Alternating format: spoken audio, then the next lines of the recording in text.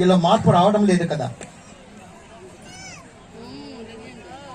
భగవంతుని చింతన చేయవలసినటువంటి మీరు ప్రాపంచిక విషయాల వైపు మరలి వస్తువులను సమకూర్చుకోవడానికి ప్రయత్నం చేస్తూ వస్తున్నారు. ఇది శోచనీయమైనటువంటి విషయం, క్షమించనటువంటి విషయం. మిమ్మల్ని నేను నా ఆశ్రమం నుంచి బహిష్కరించవచ్చును కూడా, కానీ మీలో మార్పును ఆశిస్తున్నాను. నా యొక్క కాఠిన్యాన్ని మీకు చూపించాలని నాకు ఇష్టం లేదు. ఇప్పటి నుంచైనా మీరు మారండి. భక్తి జ్ఞాన వైరాగ్య పథములో నడవండి. దేవతలు ఆచరించినట్లు, గురువులు ఆచరించినట్లు శిష్యులు కూడా ఆచరించాలని ప్రయత్నం చేయరాదు. గురువులు చెప్పినట్లు, దేవతలు చెప్పినట్లు, పెద్దలు చెప్పినట్లు మాత్రమే శిష్యులు ఆచరించాలి తప్ప గురువులను శిష్యులు అనుకరించరాదు.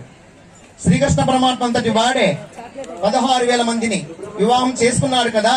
నేను 4 పెళ్లి చేసుకుంటే నేమి అని ఆలోచన చేశారా? శ్రీకృష్ణ పరమాత్ముడు 16,000 మందితో 16,000 రూపాయలు ధరించి సంసార జీవనం సాగించినాడు.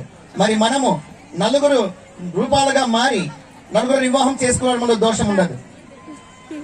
అలా చేతనైతే 4 వివాహం చేసుకోవచ్చు.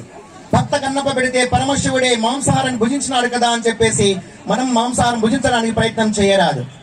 ఆ శంకరుడు హాలాహలాన్ని గుట్టగుడా మింగేసినాడు. అలాంటి వాడు మాంస భుజించినంత మాత్రాన దోషం కనిపించదు. మనం ఆ విధంగా హాలాహలాన్ని మింగగలమా? దత్తాత్రేయ స్వామి స్త్రీలోలుడై కళ్ళు త్రాగుతూ ఎంతో మందికి దర్శనమిచ్చాడు.